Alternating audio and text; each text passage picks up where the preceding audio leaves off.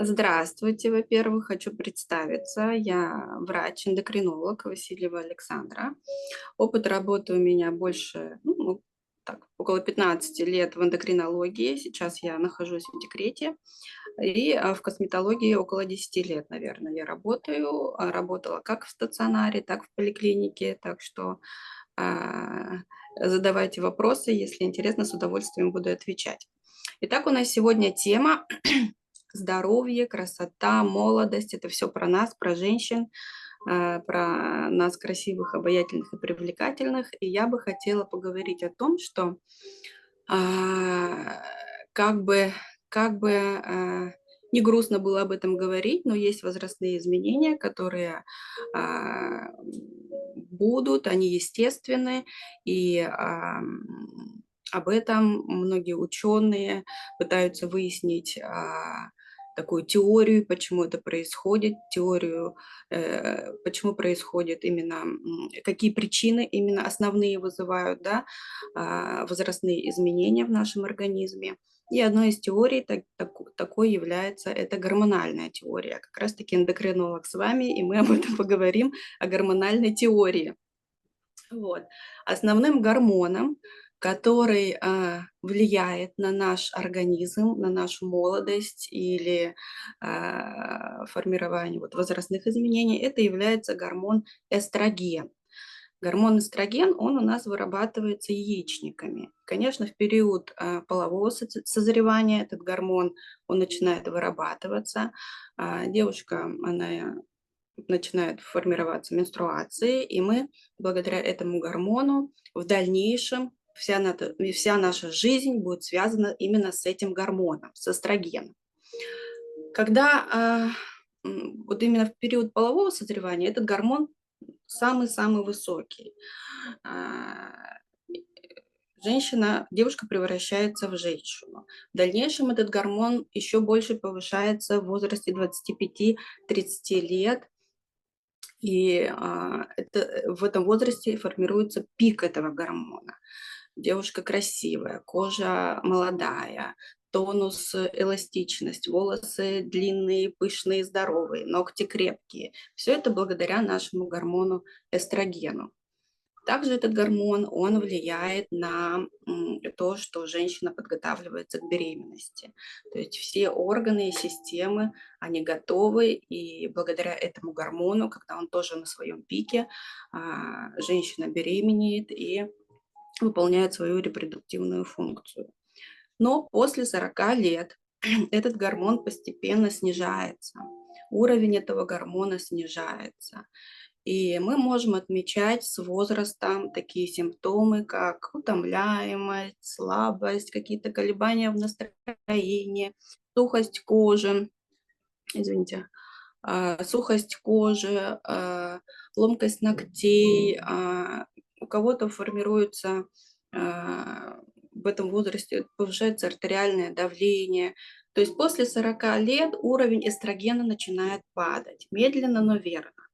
И к 50 годам этот гормон практически становится на нуле. И в это время формируется вот этот вот период, называется менопауза.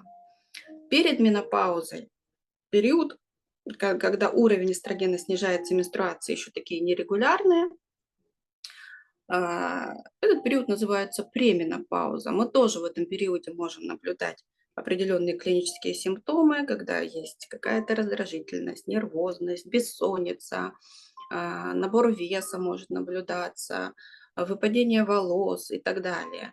Но в период менопаузы этот гормон практически на нуле, то есть яичники перестают гормон этот вырабатывать, и в связи с этим не только мы наблюдаем все проявления клинические, да, климактерического синдрома, это вот потливость, приливы, озноб, головные боли, какие-то боли в суставах мы можем наблюдать.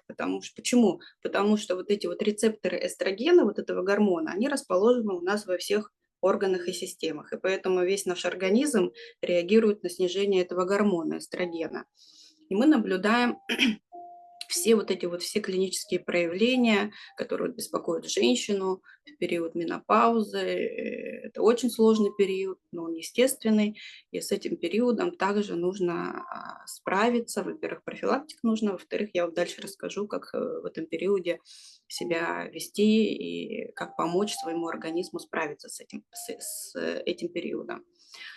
И когда эстроген полностью снижается, перестает практически на нуле, менструации не вырабатываются, и мы уже говорим, что наступила менопауза, менструации отсутствуют, и они отсутствуют уже год и более. И вот эти вот клинические симптомы климактерического синдрома, они могут длиться от 2 даже до 10 лет, могут беспокоить женщин. И как раз-таки был вопрос, как с этим справиться. Головные боли беспокоили, да, колебания артериального давления, бессонница и так далее. Как с этим справиться? С этим справиться можно 2 способами. Есть такой золотой стандарт лечения вот этого вот климактерического синдрома. Это когда мы назначаем менопаузальную гормональную терапию, то есть заместительная гормональная терапия гормонами, эстрогеном, там, в комбинации с прогестероном, разные схемы есть, все это подбирается индивидуально. Но если есть противопоказания, то мы рекомендуем немедикаментозные методы, то есть это другие методы коррекции этого синдрома. И я думаю, на этом остановимся поподробнее. Интересно, я думаю, да? Что как же бороться с таким периодом немедикаментозными методами. Значит, основным немедикаментозным методом лечения являются препараты на основе фитоэстрогенов. Это такие растительные компоненты, которые по структуре своей похожи на эстроген. И если мы используем их, то они достаточно безопасны и также помогают сгладить вот эти вот все острые периоды проявления климактерического синдрома. Какие же фитоэстрогены существуют? Их мы можем получать с продуктами.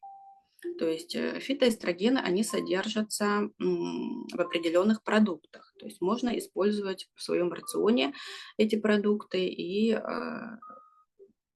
более сглаженный такой период может также наблюдаться. Основные продукты, которые содержатся, это семена льна. Семя льна вы можете покупать семя льна и посыпать различные салатики, там, добавлять в разные блюда, и достаточно 1-2 столовых ложек этого семени в сутки употреблять, и вы будете получать фитоэстрогены. Где еще содержатся фитоэстрогены? Это соя. Если нет аллергии на сою, то вот соевые бобы, различные продукты из сои можно также использовать. Еще кунжут, кунжутные семечки. В кунжуте также есть фитоэстрогены. Также можно любые салаты, любые продукты посыпать этим кунжутом. В кунжуте, кстати, еще и достаточно много кальция. Вот в этот период как раз-таки нужен нам кальций. И для того, чтобы кости были крепкие, кальций усваивается из кунжута. Поэтому, как вариант, можно использовать еще в своем рационе кунжутные семечки. Тоже очень полезный такой продукт, там очень много витаминов и минералов. Где еще содержатся персики? В персиках содержатся фитоэстрогены. Да, вы можете 1-2 персика съедать, ну, хотя бы через день. Ну, рекомендуют ежедневно, потому что там есть фитоэстрогены. А вот в персиках тоже содержатся фитоэстрогены. Можно покупать персики. Там и не только витамины, минералы, но и фитоэстрогены. Еще различные виды овощей семейства крестоцветных – это капуста, брокколи, белокочанная капуста, брюссельская капуста. Вот в капусте тоже содержатся фитоэстрогены. Добавляйте в свой рацион эти овощи, и будет замечательно. Сухофрукты тоже содержат фитоэстрогены, там не только фитоэстрогены, много питательных веществ. И это такие сухофрукты, как курага, финики, чернослив. Можно также использовать. Такие сладкие сухофрукты, изюм, финики, инжир, ну их поменьше немножко, они достаточно калорийные, и там много сахара содержится. Особенно если есть какие-то колебания с сахаром, конечно, такие сухофрукты не очень рекомендуются, повысит сахар. Из ягод клубника богата фитоэстрогенами, можно вот клубнику рассматривать, если любите, и вот в ней очень много фитоэстрогенов, и даже если вы съедаете около 300 грамм клубники в день, то вы получите определенную дозу фитоэстрогенов. И пшеничные отруби. В пшеничных отрубях тоже содержатся фитоэстрогены, тоже их можно с крупами, допустим, там делайте себе овощи, гречку или просто с овощами. Можете туда добавлять эти пшеничные отруби, даже, кстати, хорошо если имеются нарушение стула в виде запоров, или вы занимаетесь своим весом, хотите, допустим, немножко сбросить вес, тоже очень хорошо добавить пшеничные отруби в свой рацион. Ну и кто любит тофу, вот это тоже из сои сделанные такие кубики, да, тофу на любителя, тоже там содержится очень много фитоэстрогенов. Это с питанием. С питанием можно получить фитоэстрогены. И есть еще препараты на основе растительных фитоэстрогенов, которые содержат примулу вечернюю, этот самый красный клевер, женьшень. Эти препараты тоже можно покупать, они достаточно безопасны. А, Тоже помогут вам, то есть если как альтернатива гормональной терапии, использовать эти препараты.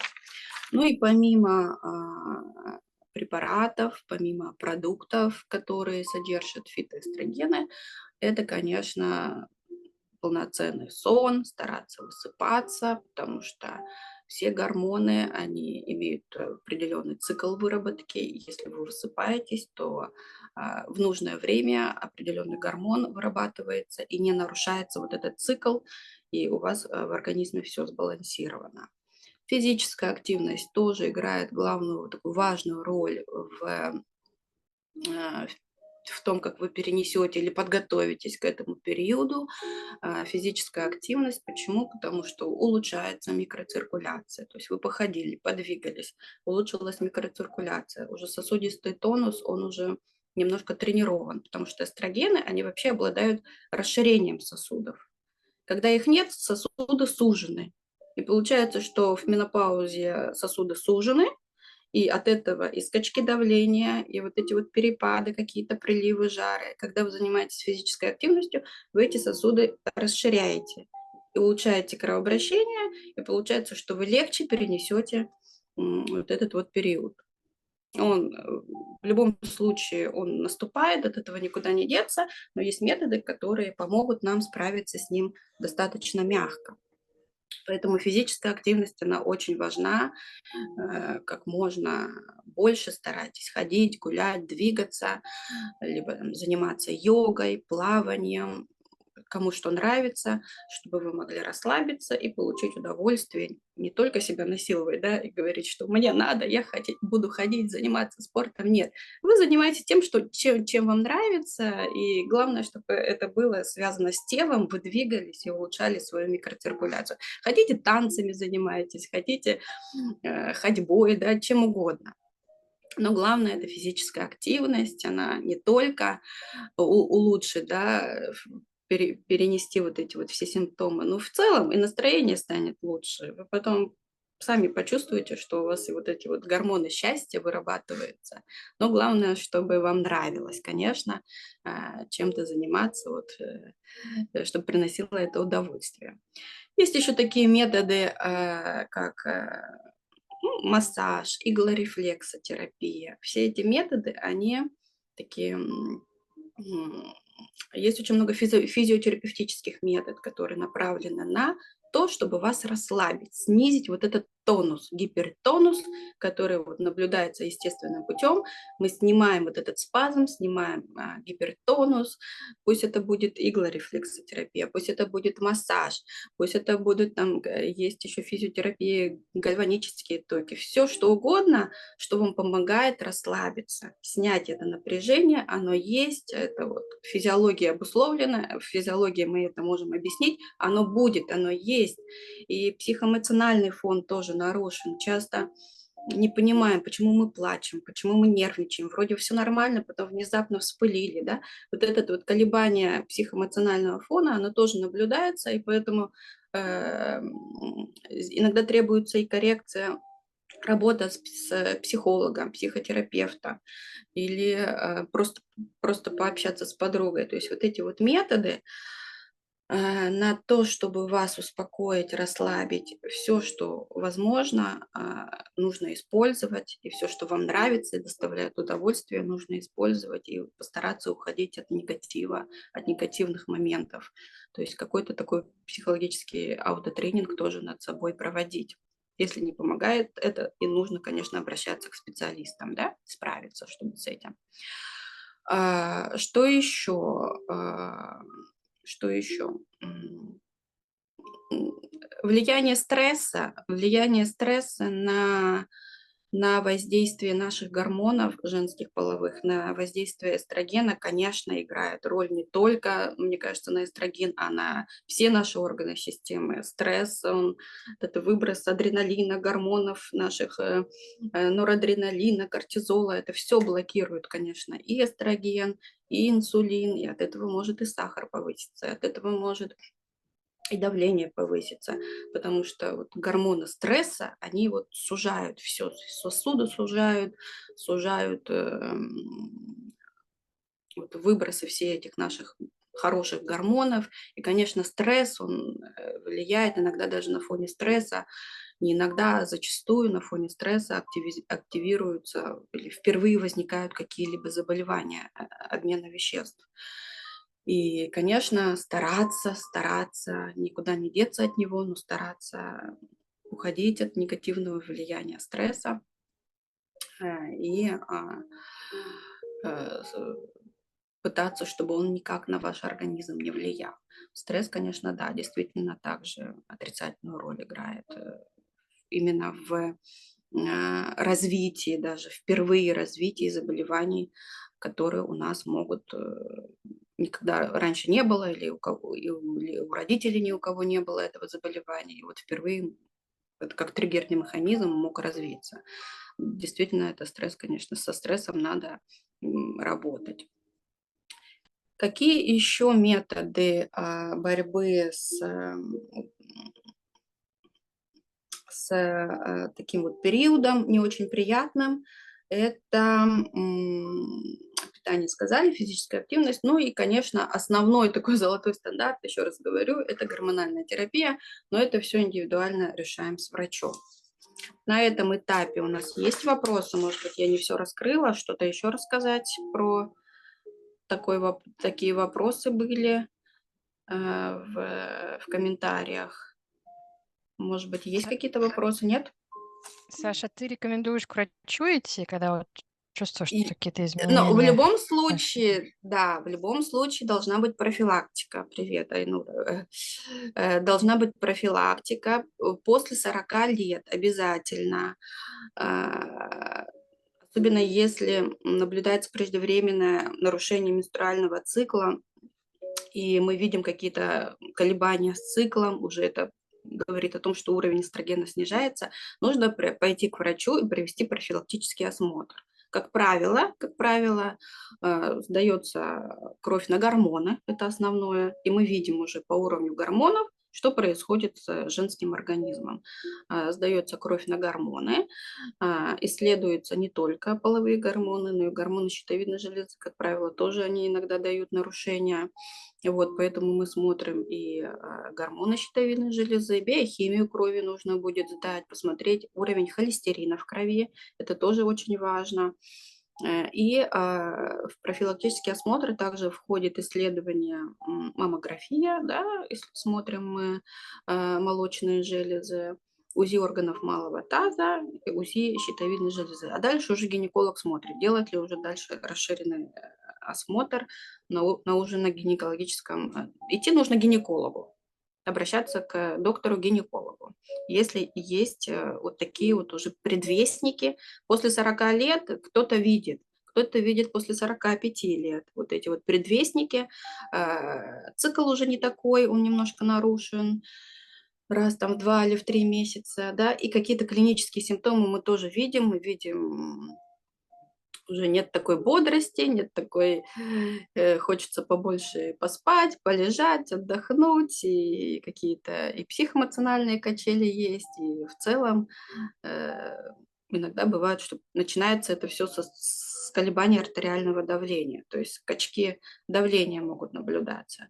Да, нужно после 40 или 45 лет обратиться на профилактический осмотр к врачу-гинекологу. Если эндокринолог понадобится, уже будут рекомендовать. Но, как правило, нужно идти к врачу-гинекологу в этот период.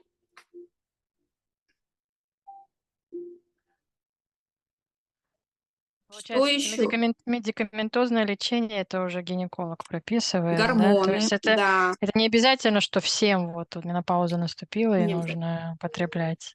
Смотрите, М. есть клинические симптомы, вот когда приливы считаются легкая форма, средняя, тяжелая. Когда приливы, вот эти вот приливы потливости, озноба, вот они вот беспокоят женщину, приливы до 10, это считается легко, в сутки эти приливы до 10, это считается легкая форма. Можно справиться без гормонов. Если уже больше 10, и уже женщина сама, уже это ей надоело, уже она нервирует, уже нервная, уже настолько ей мешает это жить, качество жизни ухудшается, женщина, она не может ничего делать, она думает только о своих приливах, то тогда уже обязательно, это уже показания к назначению гормональной терапии. Опять же, если нет противопоказаний. Для противопоказаний нужно пройти обследование. И назначают там разные схемы. Препараты, когда назначаются, есть препараты, когда назначаются, когда еще не наступила менопауза. Когда еще есть менструации, но они такие нарушены, но есть эти приливы. Мы назначаем, допустим, микродозы этого препарата в определенный цикл, то есть в определенные дни там. Первые 2 недели, допустим, назначается, дальше вы не принимаете. То есть мы даем немножко эстрогенов, чтобы вы мягко подошли к этому периоду. Есть, когда уже женщина обратилась поздно, у нее уже нет менструации, но вот эти симптомы ее очень сильно беспокоят. Тогда мы назначаем препараты, тоже можно назначить микродозированные, но в постоянной схеме. Там разные дозировки, разные схемы. То есть это все индивидуально подбирается, и в зависимости от того, в каком состоянии она обратилась. Разные дозировки. Препараты на сегодняшний день, они достаточно безопасны. Это микродозированные препараты. Конечно, нужно проводить контроль гормонов, контроль определенных показателей крови, когда вы принимаете эти препараты. Контроль и маммографию мы проводим этих препаратов. Но на сегодняшний день они настолько современные, настолько микродозированные, они настолько безопасные, что бояться их не нужно. И все нюансы, все обсуждается с врачом, и это гораздо помогает в жизни, улучшить качество жизни, особенно активной, работоспособной женщины, которая, которая хочет нормально, спокойно жить без вот этих вот мучений, как говорят, вот этих вот симптомов. И они достаточно безопасные. Но опять же, у каждого индивидуально все. Прежде нужно пройти обследование, прежде нужно посмотреть, нет ли противопоказаний. И смотрим уже в процессе, мы смотрим онкомаркеры, на которые мы должны обратить внимание. Если что-то повышается, то препараты отменяются. Но они могут назначиться на короткий период, они могут назначиться и на 10 лет. Опять же, у всех индивидуально. У каждой женщины индивидуальный будет подход.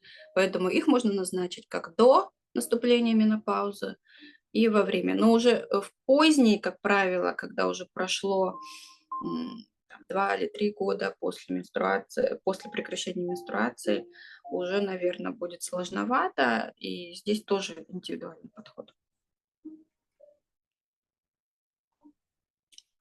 То есть, Что получается, нужно как можно раньше обратиться к врачу, если ты видишь Ну, какие-то симптомы или смотри, как? да, если есть симптомы и уже начались нарушения цикла, я думаю, что нужно обратиться в любом случае мы же проходим диспансеризацию в определенные периоды жизни, да, то есть в 40 лет нужно пройти диспансеризацию. Дальше, если у тебя менструация регулярная, в 45 лет до 45 лет все хорошо, идут по часам каждый месяц, все замечательно. Если у тебя... Потом ты проходишь в 45 лет диспансеризацию, если у тебя от 45 до 50 лет уже пошли, ты видишь, что они уже пошли нарушения цикла, уже менструации не каждый месяц, а раз в 2 или в 3 месяца, или в 4 месяца, и уже ты начинаешь чувствовать, что какой-то прилив появился, что-то вот к щекам прилило. Это же не сразу появляется, это постепенно появляется.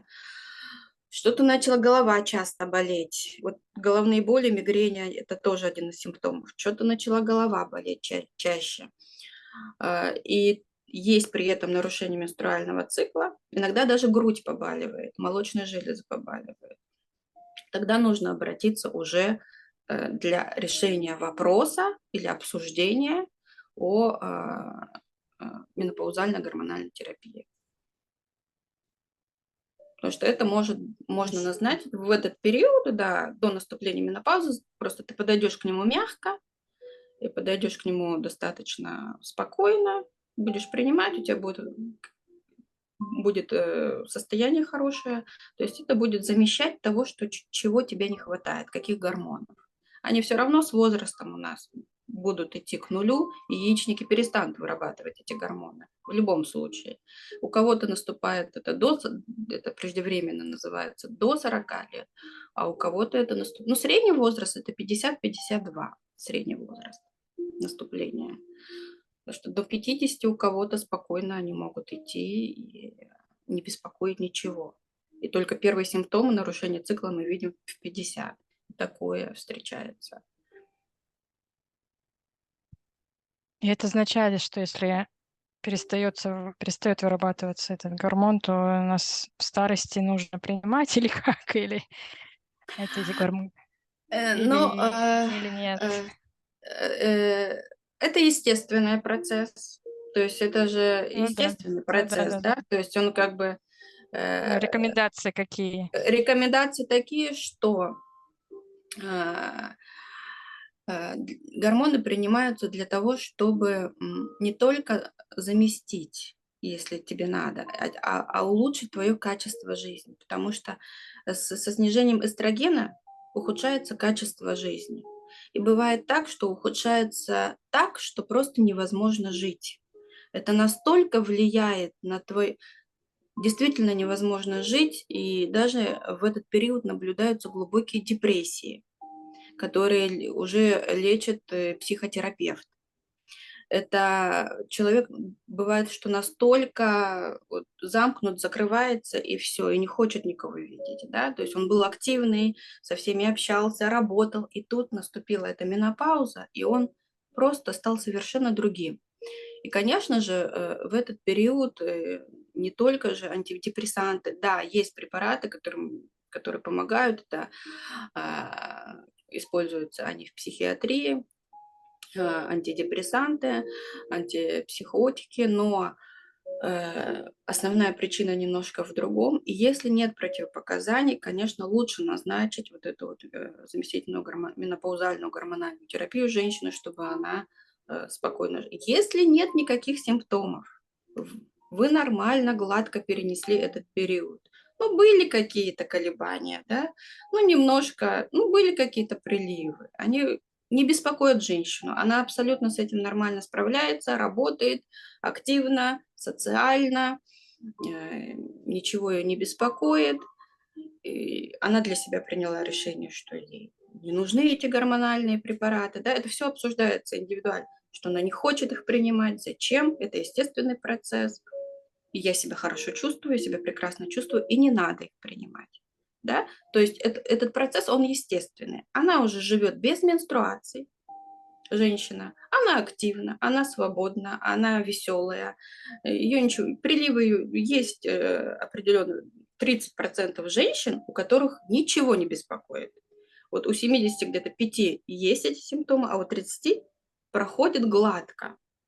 Они, есть, немножко давление повысилось, принимает она препараты от давления, немножко сахар, на диете она, да, допустим, регулирует свое питание, но ее ничего больше не беспокоит. Да, она обратилась к эндокринологу, она обратилась к кардиологу, все, замечательно. Она пришла в этот период спокойно, и в этом периоде живет и не принимает эстроген. Она может использовать, потому что эстрогены, да, они же еще не только на наш организм, на нашу соматику влияют, они влияют на наше состояние кожи, да, мы уже чуть позже поговорим о коже. То есть кожа у нас уходит эластичность, уходит тургор, снижается коллаген, снижается эластин. То есть мы видим наши возрастные проявления. Мелкоморщинистый тип старения, видим сухая кожа и так далее. Вот эти вот естественные процессы, возрастные изменения, они будут, но опять же, меня это не беспокоит. Я хочу естественно прийти в этот возраст, я хочу быть естественной, я не хочу себе делать никакие там, если говорить с точки зрения внешности, никакие себе пластические операции. И она счастлива, понимаете? И она счастлива, и ей любой возраст, это я в свои 40 лет говорю, любой возраст, он прекрасен. Ты была в 20 лет, у тебя были такие моменты, ты в 30, у тебя тебе 40, ты сейчас свободно, счастлива. Я даже сегодня, допустим, не подумала о том, что там у меня морщинка на лбу, да, грубо говоря, в 50 лет. Ее не беспокоят эти климактерические синдромы. Я тоже счастлива, у меня столько, я путешествую, у меня встречи в Париже там и так далее. Я сейчас поеду, у меня там какая-то вечеринка. И женщина счастлива в 60 лет. А она тоже. Никакая заместительная гормональная терапия ей не нужна. Она счастлива, она занята переездом, у нее там какие-то домашние, бытовые, и, там, внуки и так далее. Она счастлива. То есть если ты счастлива, и не надо вмешиваться, как говорится, да, лишними и так далее. Если ты счастлива, тебе ничего не мешает, и ты принимаешь себя такой, какой ты есть, пожалуйста, не надо никакую гормональную терапию, ты используешь определенный возрастной уход, который тебе нужен, там крема, чтобы кожа не совсем сухая была, обезвоженная, ты ухаживаешь за своими волосами, за своими ногтями, за своим внешним видом, и не нужно принимать, и не надо. Но есть категория женщин, которая страдает, переживает, входит в депрессию, все окружающие ее уже не могут выносить, потому что вот она в этом периоде, и она со всеми поругалась, допустим, да, она нервная. И вот ее постоянно беспокоят эти колебания давления, она не спит, у нее бессонница. И вот эти все симптомы мы помогаем ей улучшить качество жизни. То есть все направлено, вот вся медикаментозная, немедикаментозная терапия, любые методы терапии, они направлены на улучшение качества жизни. Твое качество хорошей жизни без гормонов, пожалуйста, не нужно принимать гормоны. Если твое качество жизни... Здрасте, извините. Прямой эфир, извините. И если ваше качество жизни страдает, то нужно помочь и обратиться к специалистам. Я считаю так. Не нужно каждой женщине принимать гормоны. И не нужно продлевать, используя, идти прям бежать каждой женщине, использовать гормональные препараты. Есть фитоэстрогены как альтернатива. Они, конечно, медленнее будут работать, но вы будете все равно их получать. Рецепторы к этим эстрогенам, они у нас остались, и даже вот жировая ткань, в жировой ткани есть небольшое количество этих, какое-то полностью на нуле у нас нет эстрогенов, они все равно есть. Где-то в каких-то клеточках они есть. Вот. И я считаю, что нужно индивидуально каждому подходить и помогать также индивидуально. Поэтому что такое молодость? Молодость может быть в любом возрасте. Ты можешь себя чувствовать молодым в любом возрасте, да? общаясь с разными людьми, и я поражаюсь иногда женщинам в 70 лет, настолько бодры, активны и веселы, их не беспокоит ни их морщины, вот, и про менопаузу уже давно забыли. И у них совершенно другие заботы. И при этом они стараются качественно жить, да, и живут качественно. Вот. И это здорово. Я себя нет, мне не 70, мне 45 максимум. То есть вот это вот молодость, это эликсир молодости. Вот такие дела. Спасибо, Саша. Просто Не уже за задумываешься, пока вроде бы все ничего не было. Кто знает, когда надо Ну, бежать. надо, да. Тоже следить за собой, наблюдать, как если ты не можешь работать, тебя это прям мучает, а тебе нужно, и ты не выспалась, и ты не спишь, понимаешь, у тебя бессонница, а тебе утром на работу, тебе общаться с важными людьми, у тебя дела, и у тебя этот приливы начинают тебя мучить, то тогда, да, обратиться к специалисту и обговорить назначение каких-то микродозированных доз, которые тебе помогут, и ты будешь качественно жить, по крайней мере. Только Вот. эстроген или прогестерон и тестостерон тоже назначают коктейлями? Ну, тоже в зависимости от разного периода. Как правило, сначала назначают эстроген, потом добавляют прогестерон, ну, то есть имитируют твой цикл естественный. Вот. Когда-то назначают, когда не хватает эстрогена в первую фазу, да, вы можете микродозированные пропить в первую половину. Если мы уже видим, что не хватает уже и во вторую фазу, то добавляем и прогестерон, то есть препараты, там фимостон-1, фимостон-2, их разные дозировки, разные там гормоны туда включены, и уже тоже индивидуально и то, и то, и то можно назначить. То есть и прогестерон, и гистогены, и эстроген. Если терапевт или гинеколог, ну, как бы не слушают пациента, у меня подруги многие страдают этим, что их не слушают врачи, сразу прописывают антидепрессанты, никакой гормональной терапии, там речи не идет. Куда им лучше обращаться? В таком возрасте? Ну, гинекологу. Гинекологи Нет, прописывают. гинекологи, они не хотят даже анализы какие-то сдать, ну, как бы не Нужно дают сменить анализ. гинеколога. Ну, уже Сменить врача. Нужно сменить врача, потому что, да, ну как, наша медицина, есть в ней минусы, когда у тебя прием, там 50 человек сидят в коридоре, и хочет доктор побыстрее с каждым, и нет времени обсудить. Да, лучше, конечно, сменить врача, потому что, ну, насколько я знаю, насколько я общалась с коллегами, по крайней мере, с гинекологами, у нас такая тесная взаимосвязь, и мы и друг другу советуемся и направляем. Насколько я знаю, что очень много специалистов, которые вот именно персонализированный подход стараются. Но это нужно найти врача, нужно найти специалиста, который поможет. Конечно, можно назначить антидепрессанты, зачастую они назначаются, но это не первая линия, то есть это не первая линия, это уже потом, это уже вторая или третья линия, или можно в комбинации это сделать.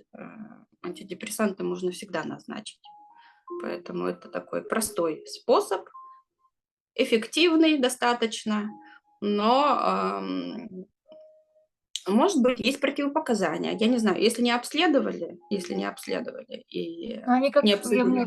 говорю, обсуждаем с подругами, они в районе 40, одной даже 40, не 39. Они говорят, ну, у вас маленькие дети, вы не высыпаетесь, у вас там, давайте у вас послеродовая депрессия, у нас поздние дети у всех, давайте вам пропишем, у вас все хорошо, может быть, ранее...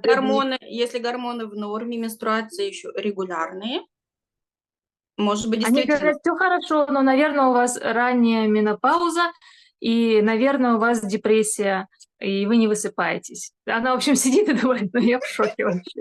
И давайте вам антидепрессанты пропишем. Она, ну, конечно, она уже не знают, куда идти, что Ну, делать. ранняя менопауза, да, ранняя менопауза, конечно, это надо еще доказать, что она есть, ранняя менопауза. Может Да, быть, в то просто же время не хотят анализы прописать, и, ну, чтобы она пошла, сдала анализ, даже витамин D сидят и жмутся, что не хотят, я не знаю, там какие-то А это делать где в России?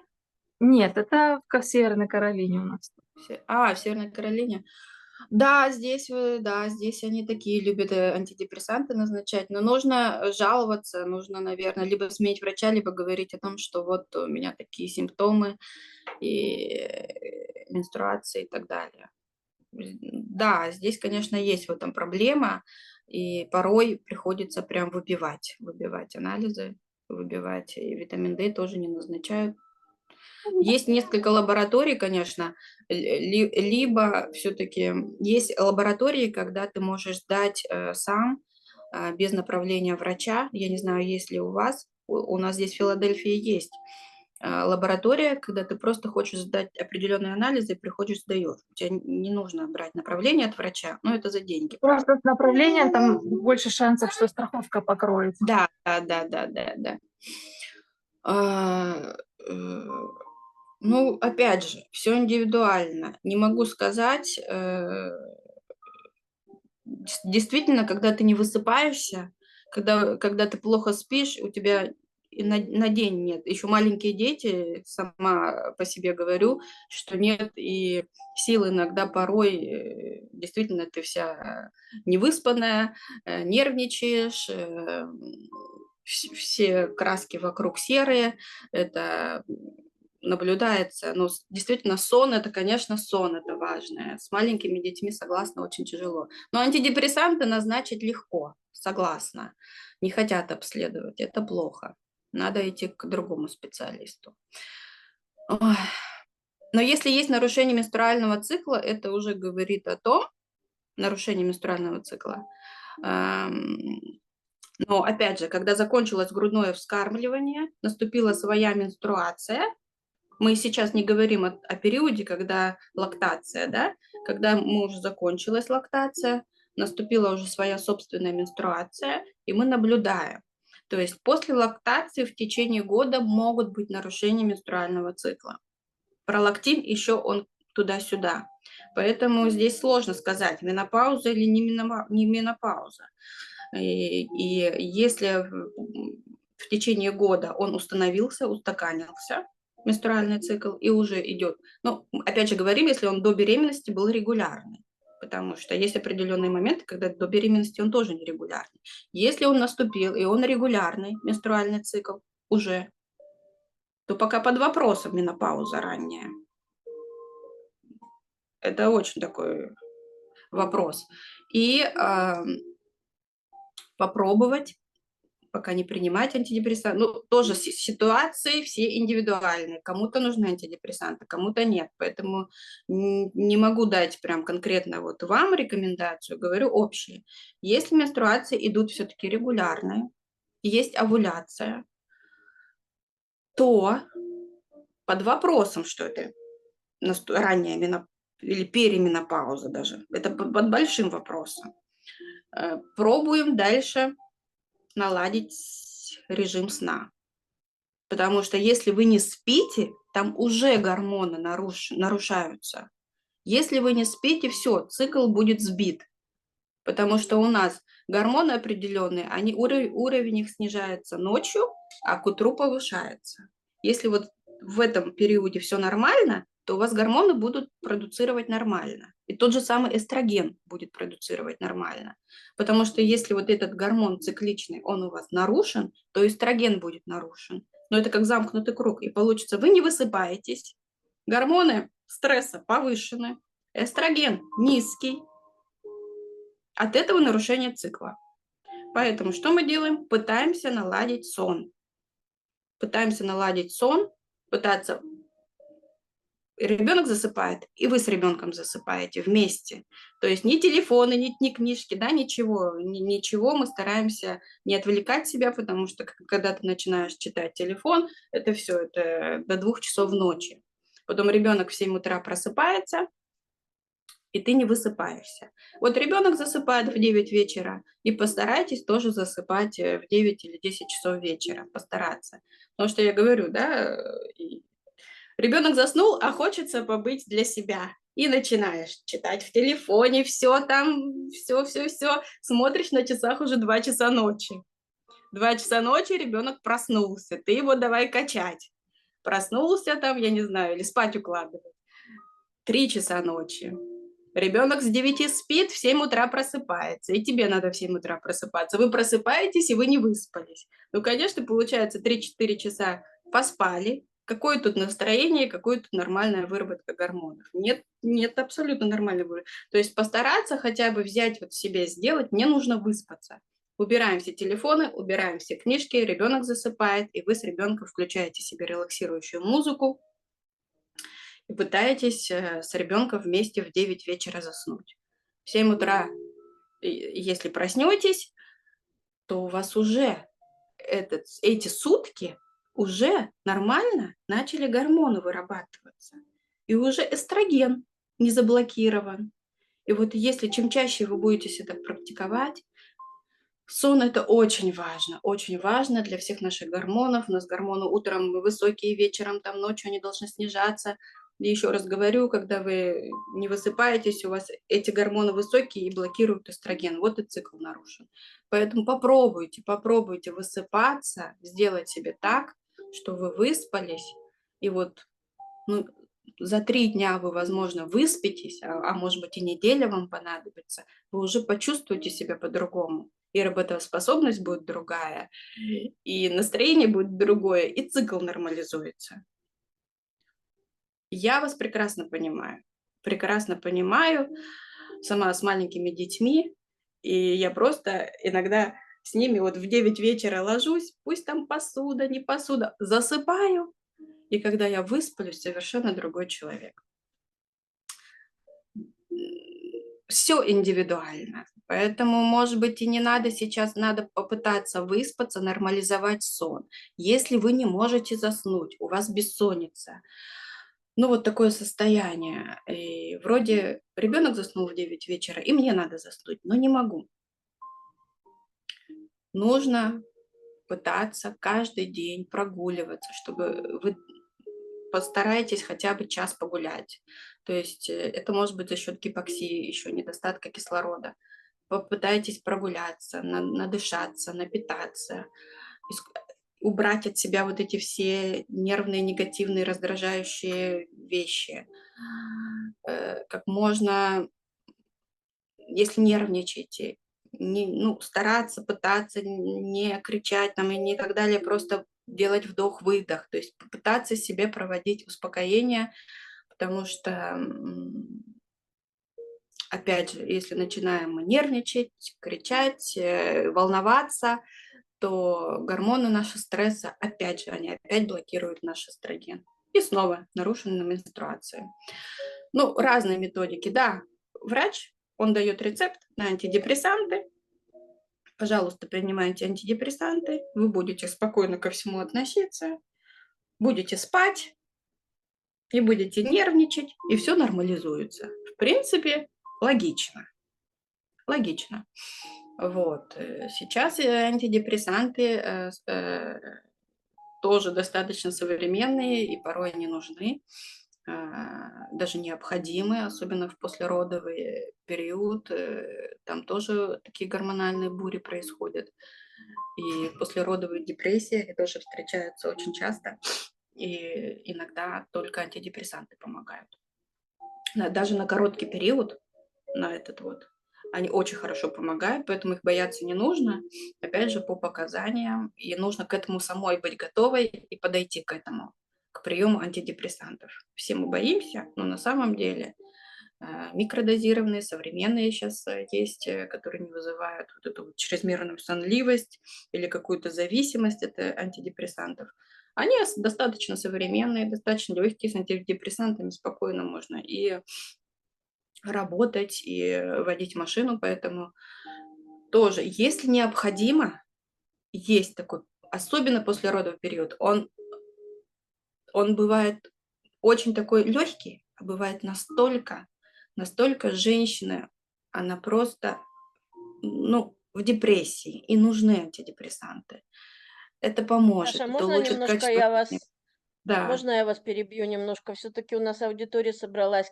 Извините, да, конечно, кроме вас с Леной детей нет маленьких, я уже в чате да, да, да, написала. Мы уже взрослые дамы, у нас уже да, да, внуки у да, некоторых. извините, да, да, Поэтому, да, давайте немножко вернемся в тему да, и да, да, поговорим о том, что большинство ждет про то, как вот именно держать свою внешность, волосы, ногти, кожу, значит, какие вы средства вот посоветуете, как да, было анонсировано. да, да, Окей? да. Основные Потому что и препараты, вопросы уже задавали, вот и еще сегодня уже от Саши был витамины, вопрос в чате. да, Да, нас уже эта тема, слава богу, не волнует про бессонницу детей, мы уже забыли. без проблем, да. Так, а здесь у нас вопросы, я могу тоже, да, посмотреть? Да, там один вопрос был от Саши Чат. про пигментные пятна. А если, Лена, Мгм. ты можешь скопировать вопросы, которые были в группе, пожалуйста? И пошли Есть у Саше меня тоже в директ. вопросы, А, и да. у вас уже есть. Ну, прекрасно, Да, давайте я тогда. сейчас эти Мгм, вопросы хорошо. даже вам. Значит, там был вопрос про витаминно-минеральные комплексы 50+, Мгм, какие мгм. необходимы. Вот, значит, какие анализы, значит, какие анализы рекомендуется сдать женщине 50+. Значит, анализы крови, какие необходимы. Давайте этот вопрос, да, обсудим. Значит, что необходимо? Обязательно, помимо общий анализ крови, где мы смотрим уровень гемоглобина, потому что снижение эстрогена своего рода тоже может снижать усвоение уровня железа в крови, и мы должны понимать, что может встречаться в этом возрасте железодефицитная анемия. Поэтому уровень гемоглобина, вот эстроген, он своего рода такой притягивает на себя эти микроэлементы, и поэтому нужно посмотреть общий анализ крови, уровень гемоглобина в крови и уровень железа в крови. Как правило, смотрим ферритин. Биохимический анализ крови. В биохимическом анализе крови что мы видим? Мы обязательно должны обратить внимание на уровень холестерина.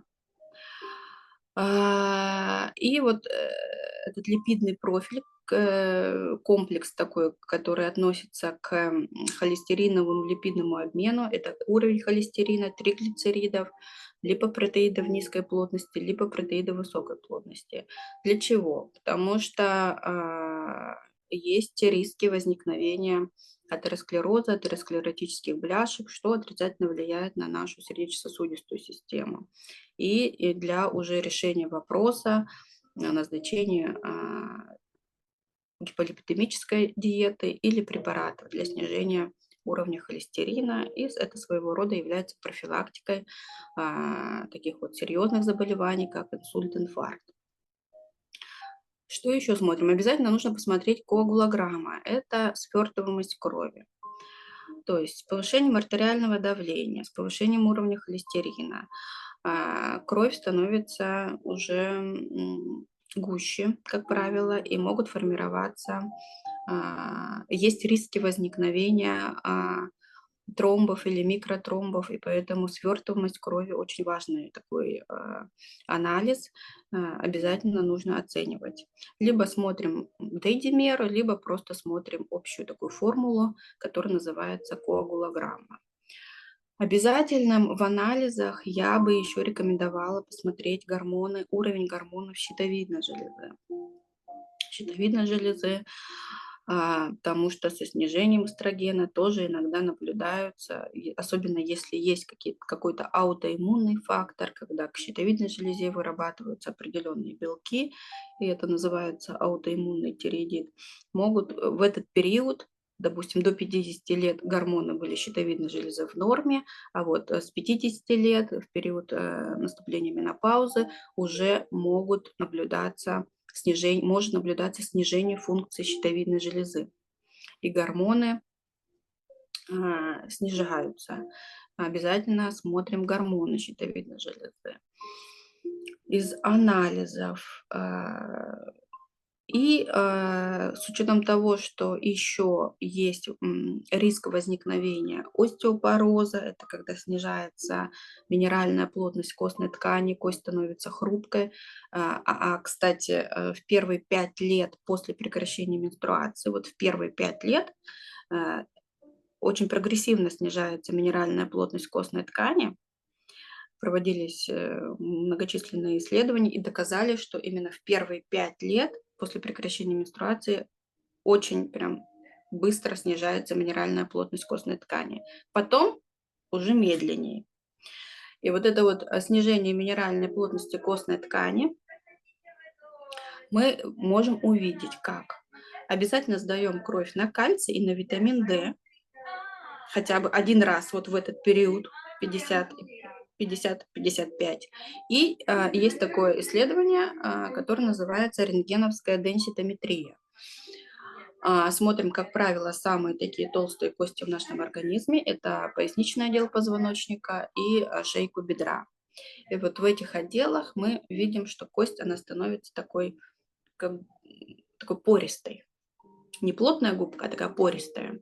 Вот эта вот пористость такой структуры говорит о том, что кость хрупкая и есть вероятность риска переломов шейки бедра или поясничного отдела позвоночника. Остеопороз – это очень важная, интересная тема. И что делать с этим, я тоже вам скажу. И уже такие плановые обследования – это УЗИ органов малого таза, УЗИ щитовидной железы и маммография. Это основные, что нужно сделать. Витаминно-минеральные комплексы был вопрос. Так, обязательно ли принимать минералы и витамины женщины 55+? Такой вопрос у нас. Да, обязательно. Обязательно принимать. Какие витамины и минералы обязательно принимать? Основными являются это кальций 1000 мг в сутки. Независимо от того, сколько вы едите с продуктами. Как правило, продукты, уже молочные продукты, они плохо усваиваются, и кальций плохо усваивается уже в таком вот возрасте. И кальций 1000 мг в сутки, и витамин D в комбинации желательно, чтобы был. Витамин D, но не менее 800 тысяч для профилактики международных единиц в сутки. Если наблюдается дефицит витамина D, который мы можем увидеть по анализу крови. Анализ крови мы сдаем на 25-OH-D, называется гидроксивитамин D. Когда мы видим дефицит витамина D, тогда уже назначаются, конечно, больше дозировки, и до 5000 в сутки. Но дефицит витамина D нужно восполнить обязательно, потому что витамин D, он как проводник, он проводит кальций в кость, и кость от этого становится крепче. То есть там вот эти процессы ремоделирования происходят лучше, когда хороший уровень витамина D в крови. С учетом того, что с возрастом, со снижением уровня эстрогена, также может наблюдаться снижение уровня железа или плохо усваиваться. А железо, оно в комбинации очень хорошо усваивается с витамином С и с витаминами группы В, поэтому я бы рекомендовала еще витамины группы В хотя бы раз в полгода пропивать курс, и витамин С. И если там будет немножко железа, тоже хорошо, небольшие дозировки. Вот можно, кстати, я недавно смотрела комплекс витаминов, очень неплохой. Это Центрум 50+. Там очень хороший состав. И биотин, что очень важно для наших волос, кожи и ногтей. Витамины группы В, там хороший состав. И магний, цитрат, кстати, там есть. Вот мне понравился, тоже неплохой. Он практически есть во всех аптеках. Центрум 50+, хороший комплекс. Мне прям хорошо понравился. Нужно принимать минералы и витамины. Так, как справиться с симптомами наших друзей Клима и Макса? Часто головные боли, усталость, перепад. Ну, в принципе, мы это обсудили, да? Если есть вопросы, могу еще раз повторить.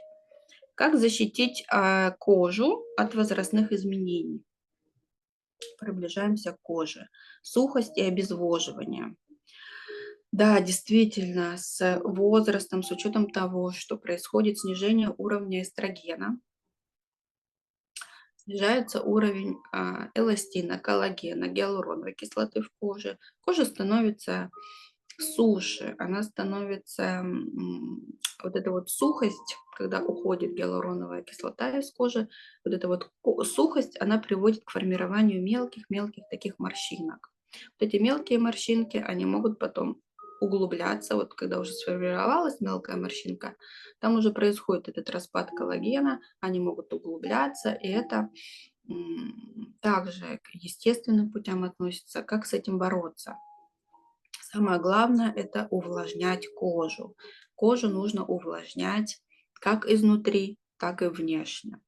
То есть питьевой режим нужно обязательно соблюдать, пить воду, чистую воду стараться, потому что кожа, она из нашего организма начинает забирать себе. Ей не хватает, она начинает забирать воду, и происходит своего рода такое обезвоживание. Нужно пить воду, стараться 1,5 литра воды, 1-1,5 литра обязательно чистой воды выпивать в течение дня, но не на ночь. Но тоже смотрим, сколько вы пьете при этом чая или каких-то других напитков, да, то есть, литр хотя бы чистой воды нужно принимать. По стакану разбить в течение дня, допустим, утром, там, через каждые 3 часа выпивать стакан воды.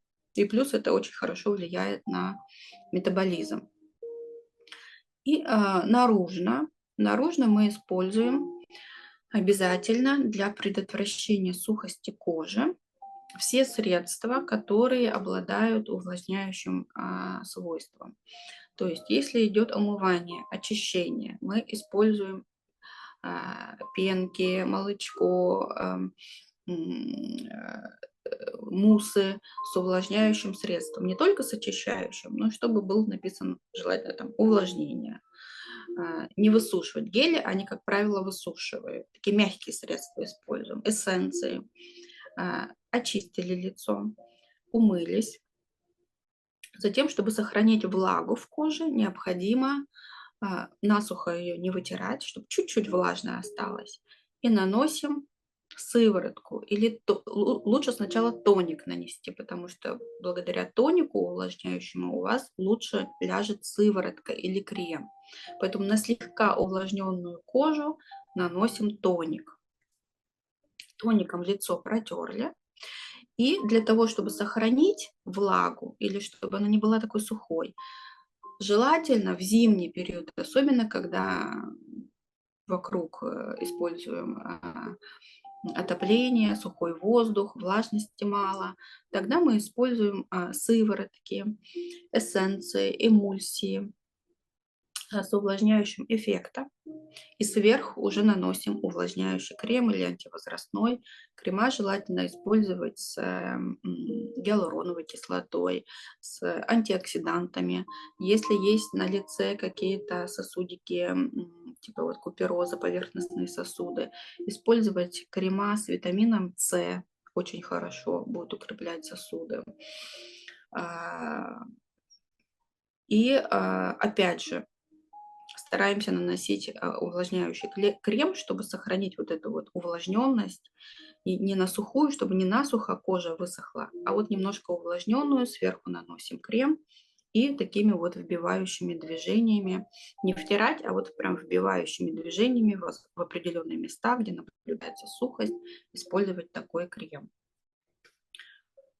Крема также подбираются, но я думаю, что это можно сделать самостоятельно. Если будут вопросы, пишите мне, помогу вам. Так, и вопрос был про пигментацию, да? Так, про пигментацию. Какие процедуры помогут избавиться от пигментных пятен? Спасибо. Значит, пигментные пятна Они могут располагаться на различных слоях у нас дермы, то есть они могут немножко быть поверхностные, немножко глубже. Есть поверхностные пигментные пятна, мы можем использовать специальные сыворотки, которые направлены на то, чтобы осветлить пятно. Это профессиональные, обычно это в профессиональных средствах имеются эти сыворотки, они немножко пощипывают, немножко такое жжение может наблюдаться, и наносится непосредственно на пятно. И если говорить о процедурах, то есть разные процедуры, начиная от химического пилинга, заканчивая аппаратными методиками. Аппаратные методики – это IPL, это с помощью использования света или лазера, лазерная терапия. Как правило, с одной процедуры пигментное пятно оно не уходит, используется несколько сеансов процедур, но они достаточно эффективны. Опять же, нужно смотреть, насколько оно глубокое. Есть специальные диагностические приборы, которые смотрят, и уже смотреть, что больше подойдет. Можно делать последовательно, можно сделать химический пилинг, несколько процедур, потом, допустим, через какое-то время, чтобы кожа уже зажила, восстановилась, мы используем уже аппаратные методики. Но IPL и лазерная терапия, как правило, эффективны. Но опять же, требуется курс. Так. И какой у нас вопрос еще один был? Вопрос еще Так. был про Тиксел для 60 лет, для 60 лет. Про Какой вопрос? коллаген. Коллаген? Тиксел. Это, наверное, препарат какой-то. Тиксел для 60 лет. Мнение ваше. Так, а что это за препарат? Я даже не знаю, если честно. Где этот Там вопрос вот был? в комментариях был вопрос. Ага, Потом сейчас посмотрю. выпадение волос, какие средства. И Мгм. стоит ли покупать, пить коллаген. Коллаген не стоит пить, покупать. Вы можете есть. Коллаген такой, это белок, который распадается до определенных аминокислот. То есть коллаген вы можете, используя в рационе мясо, мясные продукты, вы будете также получать коллаген. Коллаген можно наружно, но он, опять же, дает такой косметический эффект, как бы заполняет морщинки, но вот патогенетически он не работает. Поэтому я бы не рекомендовала его принимать. Так, биотин по поводу волос, да? Так, сейчас найду. Этот вопрос я не вижу. Но сейчас попробую найти. Значит, по поводу выпадения волос. Выпадение волос, да, очень хороший витамин биотин. Биотин рекомендую использовать, потому что и в поливитаминных комплексах можно отдельно. Он очень хорошо идет и для волос, и для кожи, и для ногтей. И биотин можно, если есть выпадение волос, не только внутрь, его можно еще и наружно в виде мезотерапии, волосистой части головы использовать. Очень хорошо, очень хорошее средство.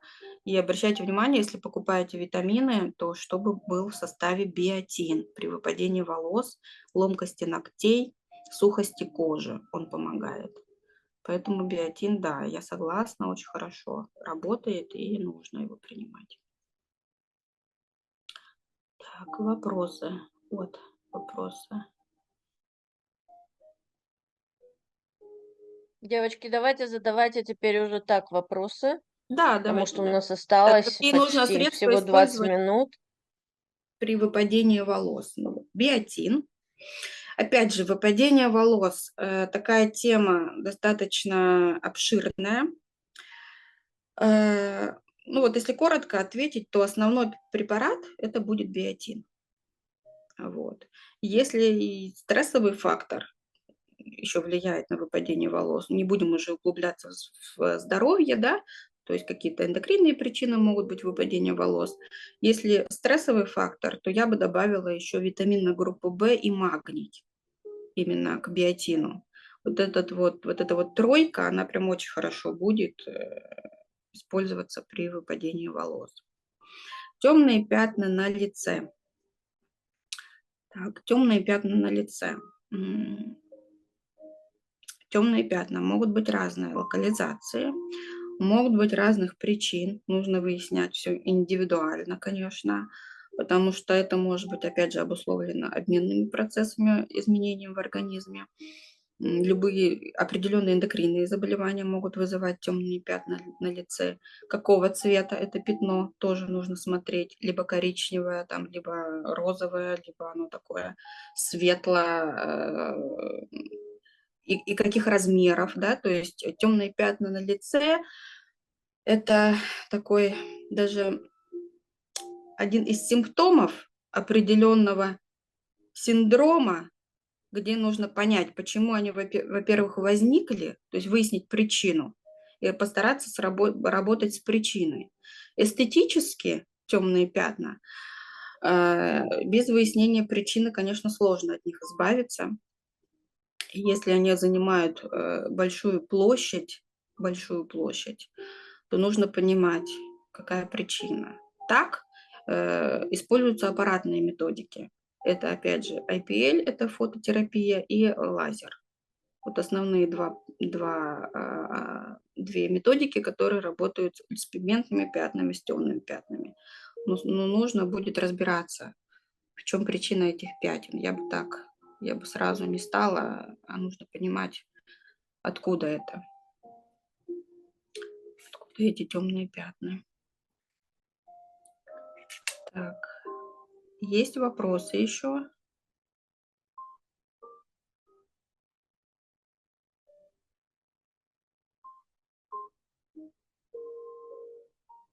У нас еще минут 5, 7 осталось, да, до конца. Да.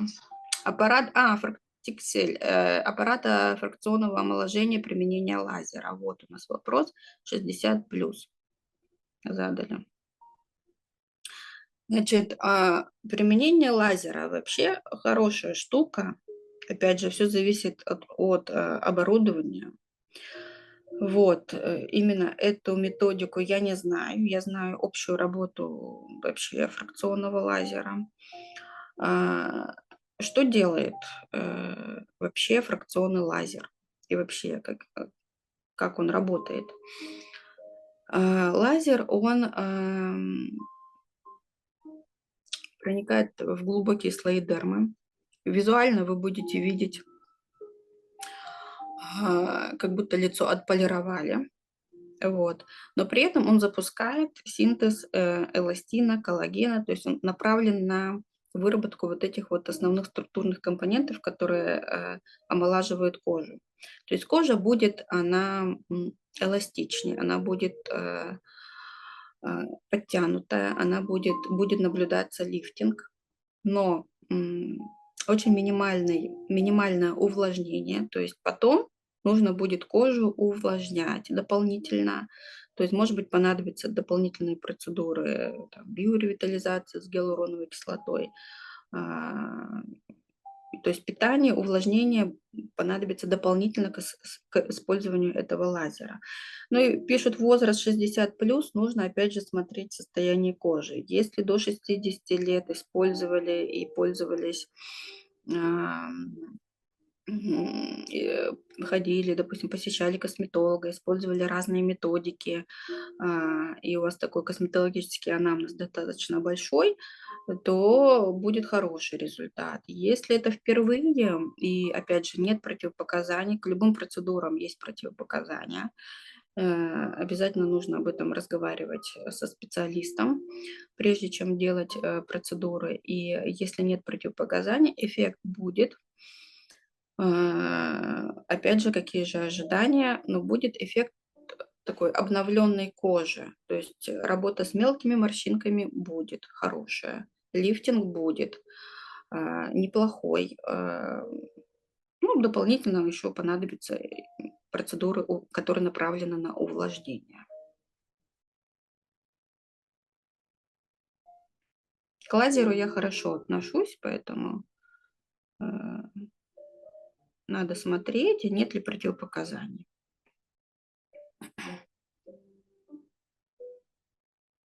Я сейчас фотографию сделаю, а пока кто-то может задать вопросы. Камеры Так, можно включить и тогда, девочки? против... Кто здесь у нас без камеры? Мика, Тина, Ну, включите давайте камеры, еще пожалуйста, скажу, на наверное, про... минуточку. Мгм. Противопоказания. Думаю, озвучим еще противопоказания к определенным процедурам косметологическим. Значит, основные противопоказания, с которыми нельзя делать процедуры инъекционные или, ну, в основном инъекционные, аппаратные методики и в основном такие, да, это обострение любых хронических заболеваний, какие есть. Это первое. Во-вторых, онкопроцессы. Это все противопоказания, нельзя ничего делать. Третье – это декомпенсированный, если сахарный диабет, высокие сахара, потому что процесс заживления очень медленный, регенерация очень плохая. Поэтому с высоким сахаром не стоит это все делать, только когда нормализуется сахар. Аутоиммунные заболевания различного генеза. Что касается щитовидной железы, то если декомпенсация, то есть гормоны не нормализовались. Если гормоны нормализовались, смотрим, что можно, что нельзя. При нарушенных гормонах ничего нельзя делать. Щитовидной железы. Так, аллергический фактор, то есть если на что-то аллергия, нужно обязательно уточнять анамнез, спрашивать, на что есть аллергия, потому что даже на элементарную анестезию, которая используется в косметологии, может быть аллергия, такая достаточно сильная. Вот. И так, что еще? Вот это основные, наверное. И кожные заболевания тоже нужно смотреть, какие, обострение герпес и любые кожные заболевания, которые мы видим, обострение кожных заболеваний тоже являются противопоказанием. Вот. А дальше уже все индивидуально смотрим.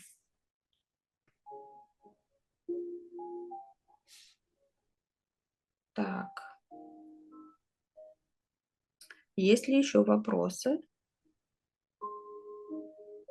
какие-то на сегодняшний день?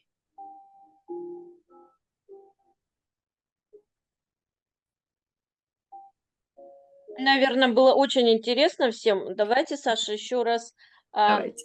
как бы саммари сделаем. Вот, допустим, 3 кита для женщины определенного Да. возраста, да, после 45 лет, не знаю, там, увлажнение, гормоны и что-то такое, да, чтобы мы как-то, чтобы у нас прям перед глазами это осталось. Ну, помимо Да, того, что надо к врачам ходить, что я да, не делаю, допустим.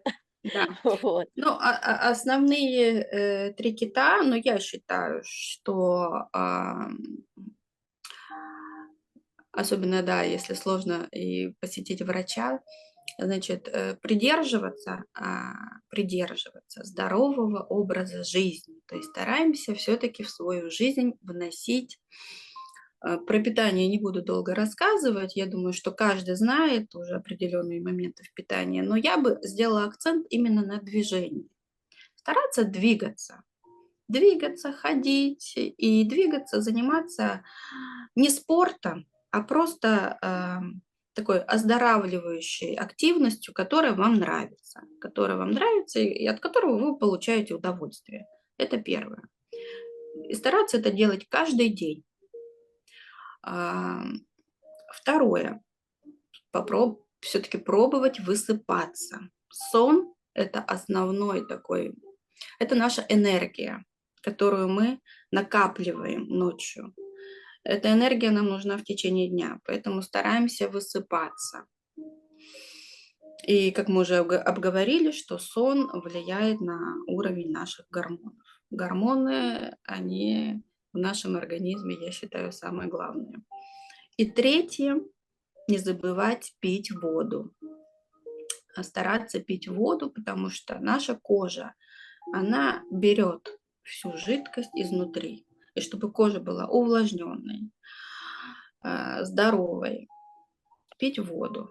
И самое главное, кстати, для кожи, чтобы не было качелей с весом. Стараться вот как-то быть в одном весе, потому что вот качели с весом плюс 10 килограмм, минус 10 килограмм, они вот, конечно, да, они отрицательно влияют на сам тургор кожи. Вот стараться просто быть в одном весе. Или чтобы вот эти качели, они не были такими резкими. Вот это вот такие основные рекомендации, которые бы я дала. То есть двигаемся, пьем воду и высыпаемся. И имеем хорошее настроение. Побольше улыбаемся. Стараемся, по крайней мере, стараемся. Ой, Замечательно. Я думаю, что в да. основном вот все, кто здесь у нас, они такого же и придерживаются этих принципов, особенно про хорошее Несмотря, да, настроение и несмотря на то, что вокруг активность. Да, происходит, стараться, конечно. да. Тут никуда не Поэтому деться мы так реальности. поддерживаем связь друг с другом. Мы в Да. группе, мы во время ковида так дружно 2 года тут, год точно онлайн. Мы занимались и спортом, и танцами, и йогой все Здорово. вместе, и пели, Здорово. танцевали. Так что у нас уже опыт такой есть. Я думаю, что все Спасибо. индивидуально тоже Да. придерживаются. Вот посмотрите на наших красавиц Джему, Галю, которым вообще даже и не скажешь. Их Да. возраст не 70. дашь никогда. Да, да, Да да. прям 70, конечно, скажешь тоже. Преувеличил. Преувеличила, да, Но на я надеюсь, десяточек. было интересно. Надеюсь, было интересно, надеюсь. Ну, И да, если какая-то знали. тематика заинтересует, я подготовлюсь, можем еще раз обсудить. Поэтому сегодня у нас такой был 50 плюс. Что-то полезное узнали, и, надеюсь, было полезно. И мне было с вами очень приятно познакомиться. Для меня такой формат впервые. И Мгм. надеюсь, что я была вам полезна.